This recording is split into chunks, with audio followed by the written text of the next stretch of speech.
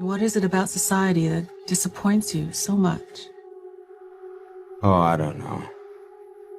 Is it that we collectively thought Steve Jobs was a great man, even when we knew he made billions off the backs of children? Or maybe it's that it feels like all our heroes are counterfeit. The world itself's just one big hoax, spamming each other with our running commentary bullshit masquerading as insight, our social media faking as intimacy. Or is it that we voted for this? Not with our rigged elections, but with our things, our property, our money.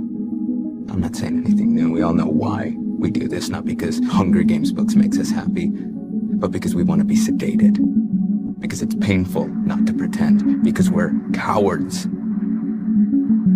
Fuck society. Real quick, so this is 1968 on BBC. This is a year before the fake moon landing. They fucking told everybody. And they do that for a variety of reasons. One, according to their religion, they relieve themselves of their karmic responsibility. Because if you tell people and you make it available, you're not trapping people. It's consent driven. And then later when people watch it and realize that they've been tricked the whole time, it's a demoralization tactic. This is called Newsbenders from 1968.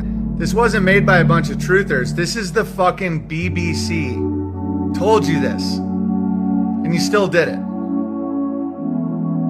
You're going to make this happen? No. We're going to make models much cheaper. And then we photograph the models. Fake newsreels? That's fake newsreels. For the past 10 years, people have been looking at our fake newsreels and listening to our fake commentaries. And they accept it for the truth. And you can do it. Stop 100 people in the street. How many of them have actually seen a missile or a satellite? They're just told they exist and they believe it. Yeah, you're getting there. I knew you would. You didn't really believe there were all these things whizzing about up there, did you? Sputniks and rockets. Astronauts crossing their legs for 8 days.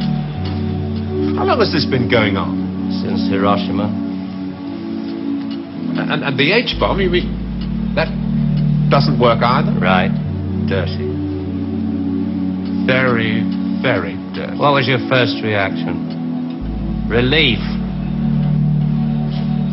Oh, yes. Yes, it has to be relief. You say you can put out what pictures you like on television. Doesn't anybody try to stop you? No, nobody wants to. 99.386% of the population wouldn't believe this conversation. And the rest are working for us. And they're the top minds, the really responsible people. Scare an ostrich, buries its head in the sand. You scare a hedgehog, it rolls itself up into a ball. When a woman's frightened, she goes out and buys herself a hat. You mean you scare us so that we'll buy more, so that money moves quicker, production moves up? We don't say scare when we talk about human beings. We say threaten them emotionally. And there are all sorts of ways, not just the big ones like the hydrogen bomb. Overcrowd them a little with bad planning. Sell them too many motor cars. Anything to keep them a little bit removed from reality. Nowadays, people don't work for money.